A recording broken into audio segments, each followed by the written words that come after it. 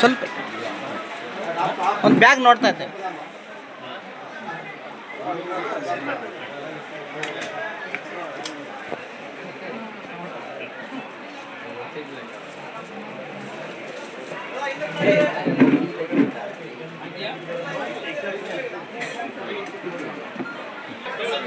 ನಿಮ್ಮ ಐತಣ್ಣ ಹೆಸರಣ್ಣ ನಮ್ಮ ಅದೇನು ಐತಲ್ಲ ಅಲ್ಲಣ್ಣ ನ್ಯಾಮ ಅದೇನು ಐತಲ್ಲ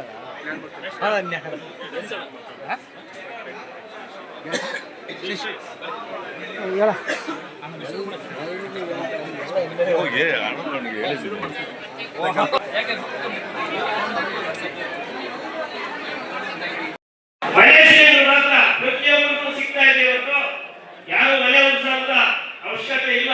ಇವತ್ತು ಕಾಂಗ್ರೆಸ್ ಮಾತಾಡ್ತಾ ಇದ್ರು ಮತ್ತೆ ಬಾಂಧವರಿಗೂ ಹಾಗೂ ನಮ್ಮ ಹಿಂದೂಗಳನ್ನ ಒಳಗೊಂಡಂತೆ ದಿನಸಿ ಕಿಟ್ಗಳನ್ನ ಕೊಡ್ತಕ್ಕಂಥ ಕೆಲಸಗಳನ್ನ ಮಾಡ್ಕೊಳ್ತಾ ಬಂದಿದ್ದಾರೆ. ಅದೇ ರೀತಿಯಾಗಿ ಈ ವರ್ಷನೂ ಸಹ ಯುಗಾದಿ ಹಬ್ಬದ ಪ್ರಯುಕ್ತ ರಾಮಚಂದ್ರೇಗೌಡರು ಒಂದು ನಿಶ್ಚಯವನ್ನ ಮಾಡಿದ್ದಾರೆ. ಯಾವ ರೀತಿಯಾಗಿ ನಮ್ಮ ನರೇಂದ್ರ ಮೋದಿಯವರು ದೀಪಾವಳಿಯನ್ನ ನೀವೆಲ್ಲರೂ ಟಿವಿಯಲ್ಲಿ ನೋಡಿರ್ತೀರಿ. ಮೊದಲಿಗೆ ಸಮಸ್ತ ಶಿಡ್ಲಘಟ್ಟ ವಿಧಾನಸಭಾ ಕ್ಷೇತ್ರದ ಸಮಸ್ತ ನಾಗರಿಕರಿಗೂ ಯುಗಾದಿ ಹಬ್ಬದ ಶುಭಾಶಯಗಳು ಹಾಗೂ ರಂಜಾನ್ ಹಬ್ಬದ ಶುಭಾಶಯಗಳೊಂದಿಗೆ ಇವತ್ತಿನ ದಿವಸ ಒಂದು ಕಾರ್ಯಕ್ರಮದ ಕುರಿತಾಗಿ ಒಂದು ಕಿರು ಪರಿಚಯವನ್ನ ನಾನು ಮಾಡಿಕೊಡ್ತೀನಿ. ನಾನು ಈ ಕ್ಷೇತ್ರದಲ್ಲಿ ಭಾರತೀಯ ಜನತಾ ಪಾರ್ಟಿಯಲ್ಲಿ ಗ್ರಾಮಾಂತರ ಮಂಡಲ ಅಧ್ಯಕ್ಷರಾಗಿ 2ನೇ ಬಾರಿ ನಾನು ಮುಂದುವರೆದಿರ್ತೇನೆ. ನಾನು ಮಾಡಿರ್ತಕ್ಕಂತಹ ಕೆಲವೊಂದು ಕೆಲಸಗಳನ್ನ ಪಕ್ಷ ಗಮನಿಸೋದ್ರ ಮುಖಾಂತರ ಅದೇ ಜಾಗದಲ್ಲಿ ಮುಂದುವರಿಸ್ತಕ್ಕಂಥ ಒಂದು ಸುವರ್ಣ ಅವಕಾಶವನ್ನ ನಾನು ಕೊಟ್ಟಿದೆ. ಅದೇ ನಿಟ್ಟಿನಲ್ಲಿ ನಮ್ಮ ಕ್ಷೇತ್ರದಲ್ಲಿರ್ತಕ್ಕಂಥ ಎಲ್ಲಾ ಮುಖಂಡರನ್ನು ಕಾರ್ಯಕರ್ತರನ್ನು ವಿಶ್ವಾಸಕ್ಕೆ ತಗೊಳ್ಳೋದ್ರ ಮುಖಾಂತರ ಪಕ್ಷವನ್ನ ಬೂತ್ ಮಟ್ಟದಿಂದ ಯಾವ ರೀತಿಯಾಗಿ ಬಲವರ್ತನೆ ಮಾಡಬೇಕು, ಮುಂದಿನ ದಿನಗಳಲ್ಲಿ ಕ್ಷೇತ್ರದಾದ್ಯಂತ ಕಮಲವನ್ನ ಯಾವ ರೀತಿಯಾಗಿ ಹರಳಿಸ್ಬೇಕು ಅನ್ನೋ ನಿಟ್ಟಿನಲ್ಲಿ ಪಕ್ಷದ ಅಡಿಯಲ್ಲಿ ಪಕ್ಷದ ಸಿದ್ಧಾಂತವನ್ನ ಇಟ್ಕೊಂಡು ಇವತ್ತೊಂದು ದಿವಸ ನಾವು ಪಕ್ಷವನ್ನ ಕಟ್ತಕ್ಕಂಥ ಕೆಲಸವನ್ನ ಮಾಡ್ಕೊಳ್ತಾ ಬಂದಿದ್ದೀವಿ. ಅದೇ ನಿಟ್ಟಿನಲ್ಲಿ ಇವತ್ತು ಯುಗಾದಿ ಹಬ್ಬದ ಪ್ರಯುಕ್ತ ನಮ್ಮ ಶಿಡ್ಲಘಟ್ಟ ವಿಧಾನಸಭಾ ಕ್ಷೇತ್ರದಲ್ಲಿ ನಮ್ಮೆಲ್ಲರ ನಾಯಕರಾಗಿರ್ತಕ್ಕಂತಹ ಸಿಕಲ್ ರಾಮಚಂದ್ರೇಗೌಡರು ನೂತನ ಜಿಲ್ಲಾಧ್ಯಕ್ಷರು ಚಿಕ್ಕಬಳ್ಳಾಪುರ ಜಿಲ್ಲೆ, ಇವರ ಒಂದು ನಾಯಕತ್ವದಲ್ಲಿ ಇವತ್ತಿನ ದಿವಸ ದಿನಸಿ ಕಿಟ್ಗಳನ್ನ ಕೊಡೋದ್ರ ಮುಖಾಂತರ ಇದಕ್ಕೂ ಮುಂಚೆ ನಾವು ಯಾವುದೇ ಪಕ್ಷ ಭೇದ ಜಾತಿ ಮರೆತು ನಾವೆಲ್ಲರೂ ಭಾರತೀಯರು ಅಣ್ಣ ತಮ್ಮಂದರು ಅನ್ನೋ ಒಂದು ನಿಟ್ಟಿನಲ್ಲಿ ಇದಕ್ಕೂ ಮುಂಚೆ ನಮ್ಮ ಮುಸಲ್ಮಾನ್ ಬಾಂಧವರಿಗೂ ಸಹ ರಂಜಾನ್ ಕಿಟ್ಗಳನ್ನ ಕೊಡ್ತಕ್ಕಂಥ ಕೆಲಸ RCG ಫೌಂಡೇಶನ್ ಇಂದ ಸಿಕಲ್ ರಾಮಚಂದ್ರೇಗೌಡರು ಮಾಡಿರ್ತಾರೆ. ಅದೇ ನಿಟ್ಟಿನಲ್ಲಿ ಯುಗಾದಿ ಹಬ್ಬದ ಪ್ರಯುಕ್ತನು ಇವತ್ತಿನ ದಿವಸ ಪ್ರತಿ ಬೂತ್ ಮಟ್ಟದಲ್ಲಿ ಯಾರೆಲ್ಲ ನಮ್ಮ ಕಾರ್ಯಕರ್ತರಿದ್ದಾರೆ, ವಿಶೇಷವಾಗಿ ನಮ್ಮ ಪಕ್ಷವನ್ನ ಕಟ್ಟಲಿಕ್ಕೆ ಯಾರು ಅಡಿಪಾಯವನ್ನ ಹಾಕ್ಲಿಕ್ಕೆ ರಾತ್ರಿ ಹಗಲು ದುಡಿತಾರೆ ಅಂತವನ್ನ ಗಮನಿಸಿ ಅವರ ಮುಖಾಂತರ ಯಾರು ಆ ಬೂತ್ ಮಟ್ಟದಲ್ಲಿ ಬಡರೇಖೆಗಿಂತ ಕೆಳಗಡೆ ಇರ್ತಾರಂತವರನ್ನ ಅವರೇ ಗುರುಸೋದ್ರ ಮುಖಾಂತರ ನಮ್ಮ ಮುಖಂಡರು ಇವತ್ತಿನ ದಿವಸ ಅವರಿಗೆ ರಾಮಚಂದ್ರೇಗೌಡರ ಕೈಯಲ್ಲಿ ದಿನಸಿ ಕಿಟ್ಗಳನ್ನ ಕೊಡಿಸ್ತಕ್ಕಂಥ ಕೆಲಸ ಮಾಡ್ತಾ ಇದ್ದಾರೆ. ಕೇವಲ ಪುರುಷರಿಗೆ ಸೀಮಿತವಾಗದೆ ಇವತ್ತಿನ ದಿವಸ ನಮ್ಮ ಪಕ್ಷವನ್ನ ಹೆಚ್ಚಿಗೆ ಇಷ್ಟಪಡ್ತಕ್ಕಂಥದ್ದು ನಮ್ಮ ವಿಶ್ವ ನಾಯಕರಾಗಿರ್ತಕ್ಕಂಥ ನರೇಂದ್ರ ಮೋದಿ ಅವ್ರನ್ನ ಇಷ್ಟಪಡ್ತಕ್ಕಂಥವ್ರು ಅಂತ ಹೇಳಿದ್ರೆ ನಮ್ಮ ಕ್ಷೇತ್ರದ ತಾಯಂದ್ರು.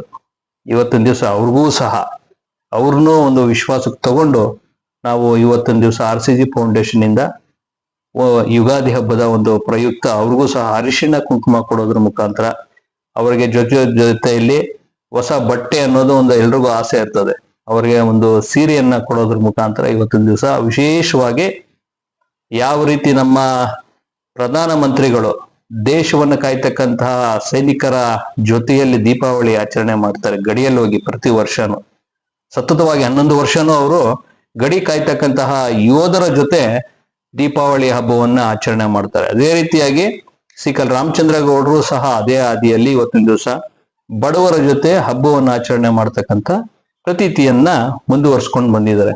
ಈಗ ನಾವು ನೋಡ್ಬೋದು, ಮೊದಲು ನಮ್ಮ ಶಿಡ್ಲಘಟ್ಟ ವಿಧಾನಸಭಾ ಕ್ಷೇತ್ರದಲ್ಲಿ ಬಿಜೆಪಿ ಅಂತ ಹೇಳಿದ್ರೆ ಸ್ವಲ್ಪ ಯಕ್ಷ ಪ್ರಶ್ನೆ ಆಗಿತ್ತು. ಏನಪ್ಪಾ ಆಗುತ್ತಾ, ತುಂಬಾ ಕಷ್ಟ ಇದೆ ಅನ್ನೋದು. ಅಂತ ಮರುಭೂಮಿಯಲ್ಲಿ ಇವತ್ತಿನ ದಿವಸ ರಾಮಚಂದ್ರ ಗೌಡರು ಕಮಲವನ್ನ ಅಳಿಸ್ತಕ್ಕಂಥ ಕೆಲಸವನ್ನ ಅತ್ಯಂತ ಯಶಸ್ವಿಯಾಗಿ ಮಾಡ್ತಾ ಇದ್ದಾರೆ. ಕೇವಲ ಪಕ್ಷಕ್ಕೆ ಬಂದ 2-2.5 ವರ್ಷದಲ್ಲಿ ಅವರು ಮಾಡಿರ್ತಕ್ಕಂಥ ಕಾರ್ಯಗಳು ಹಾಗೂ ನಮ್ಮ ಕ್ಷೇತ್ರದಲ್ಲಿ ಯಾವ ರೀತಿಯಾಗಿ ಪಕ್ಷವನ್ನ ಕಟ್ಟಲಿಕ್ಕೆ ಮುತುವರ್ಜಿ ತಗೊಂಡಿದ್ದಾರೆ, ಹಗಲಿರುಳು ಅವರು ದುಡಿದಿರ್ತಕ್ಕಂಥ ಒಂದು ನಿಷ್ಠೆಯನ್ನ, ಪಕ್ಷ ನಿಷ್ಠೆಯನ್ನ ಗಮನಿಸಿ ಇವತ್ತಿನ ದಿವಸ ಸಿಕಲ್ ರಾಮಚಂದ್ರ ಗೌಡರಿಗೆ ನಮ್ಮ ವರಿಷ್ಠರು ಬಿಜೆಪಿ ಜಿಲ್ಲಾಧ್ಯಕ್ಷ ಸ್ಥಾನವನ್ನ ಕೊಟ್ಟಿದ್ದಾರೆ. ಆ ಸ್ಥಾನದಲ್ಲಿ ಆ ಜವಾಬ್ದಾರಿಯನ್ನ ತೆಗೆದುಕೊಂಡ ಮೇಲೆ ಅವರು ಯಾವತ್ತೂ ಮೈ ಮರೆತಿಲ್ಲ. ಇವತ್ತಿನ ದಿವಸ ಹೊಸದಾಗಿ ಚಿಕ್ಕಬಳ್ಳಾಪುರ ಜಿಲ್ಲೆಯಲ್ಲಿ ನೂತನವಾಗಿ ಜಿಲ್ಲಾ ಕಚೇರಿಯನ್ನ, ಜಿಲ್ಲಾ ಕಾರ್ಯಾಲಯವನ್ನ ಇವತ್ತಿನ ದಿವಸ ನಿರ್ಮಾಣ ಮಾಡೋದ್ರ ಮುಖಾಂತರ ಎಲ್ಲರನ್ನು, ಪ್ರತಿ ಮಂಡಲದ ಮುಖಂಡರನ್ನು ವಿಶ್ವಾಸಕ್ಕೆ ತಗೊಂಡು ಪ್ರತಿ ಕ್ಷೇತ್ರದಲ್ಲಿ ಈ ಬಾರಿ ಕಮಲವನ್ನ ಹರಳಿಸ್ಬೇಕು, ನಮ್ಮ ಭಾರತೀಯ ಜನತಾ ಪಾರ್ಟಿ ಅಭ್ಯರ್ಥಿಗಳು ಬಲಗೊಂಡು ಅಲ್ಲಿ ಈ ಬಾರಿ ಯಾವುದೇ ಕಾರಣಕ್ಕೂ ಸೋಲು ಅನ್ನೋದು ಬರಬಾರದು, ಎಲ್ಲರೂ ಸಹ ವಿಜಯ ಪತಾಕೆಯನ್ನ ಹಾರಿಸ್ಬೇಕು ಅನ್ನೋ ಒಂದು ದಿಟ್ಟ ನಿರ್ಧಾರದೊಂದಿಗೆ ಇವತ್ತಿನ ದಿವಸ ಜಿಲ್ಲೆಯಲ್ಲಿ ಅವರು ಸತತವಾಗಿ ಕೆಲಸ ಮಾಡ್ತಾ ಇದ್ದಾರೆ. ಅದೇ ಒಂದು ನಮಗೆ ಹುಮ್ಮಸ್ಸು, ಅದೇ ಒಂದು ಚೈತನ್ಯ. ನಮ್ಮ ಶಿಡ್ಲಘಟ್ಟ ವಿಧಾನಸಭಾ ಕ್ಷೇತ್ರದಲ್ಲೂ ಸಹ ಇತಿಹಾಸದಲ್ಲೇ ಮೊದಲನೇ ಬಾರಿ ಶಿಡ್ಲಘಟ್ಟದಿಂದ ಜಿಲ್ಲಾಧ್ಯಕ್ಷ ಸ್ಥಾನವನ್ನ ಅಲಂಕರಿಸಿರ್ತಕ್ಕಂಥ ಒಂದು ಸುವರ್ಣ ಅವಕಾಶ. ಹಾಗಾಗಿ ಆ ಸುವರ್ಣ ಅವಕಾಶವನ್ನ ನಾವು ಯಾವುದೇ ಕಾರಣಕ್ಕೂ ಬಿಡ್ಲಿಕ್ಕೆ ಸಿದ್ಧರಿಲ್ಲ. ನಾವು ಖಂಡಿತವಾಗಿ ನಮ್ಮ ಶಿಡ್ಲಘಟ್ಟ ವಿಧಾನಸಭಾ ಕ್ಷೇತ್ರದಲ್ಲಿ ನಮ್ಮ ಪಕ್ಷವನ್ನ ಬೂತ್ ಮಟ್ಟದಿಂದ, ತಳಮಟ್ಟದಿಂದ ನಮ್ಮ ಕಾರ್ಯಕರ್ತರನ್ನ, ಮುಖಂಡರನ್ನ ಎಲ್ಲರನ್ನೂ ಸಹ ವಿಶ್ವಾಸಕ್ಕೆ ತಗೊಂಡು ಮುಂಬರುವ ದಿನಗಳಲ್ಲಿ ಇಲ್ಲಿ ಭಾರತೀಯ ಜನತಾ ಪಾರ್ಟಿಯನ್ನ ಬಲಿಷ್ಠಗೊಳಿಸಿ ಹಾಗೂ ಅದರಲ್ಲಿ ಜೈಬೇರಿಯನ್ನ ಬಾರಿಸತಕ್ಕಂತ ದಿನಗಳನ್ನ ನಮ್ಮ ಎಲ್ಲಾ ಕಾರ್ಯಕರ್ತರು, ಮುಖಂಡರು ಎದುರು ನೋಡ್ತಾ ಇದ್ದಾರೆ. ಖಂಡಿತವಾಗೂ ಇದೇ ರೀತಿಯಾಗಿ ನಮ್ಮ ನಾಯಕರಾಗಿರ್ತಕ್ಕಂಥ ರಾಮಚಂದ್ರ ಗೌಡರ ಒಂದು ನೇತೃತ್ವದಲ್ಲಿ ಹಾಗೂ ನಮ್ಮ ಸಂಸದರಾಗಿರ್ತಕ್ಕಂಥ ಕೆ ಸುಧಾಕರನವರ ಒಂದು ಹಾದಿಯಲ್ಲಿ ನಾವು ಖಂಡಿತವಾಗೂ ನಮ್ಮ ಪಕ್ಷವನ್ನ ಇದೇ ರೀತಿಯಾಗಿ ಕಟ್ತೀವಿ ಅಂತೇಳಿ ಹೇಳಲಿಕ್ಕೆ ಬಯಸ್ತೇನೆ. ನಮಗೆ ರಾಜ್ಯದಿಂದ ಸುಮಾರು ಸೂಚನೆಗಳು, ಕಾರ್ಯವೈಖರಿಯನ್ನ ಯಾವ ರೀತಿ ಮಾಡಬೇಕು ಅನ್ನೋ ಒಂದು ಸೂಚನೆಗಳು ಬರ್ತಾ ಇರುತ್ತೆ.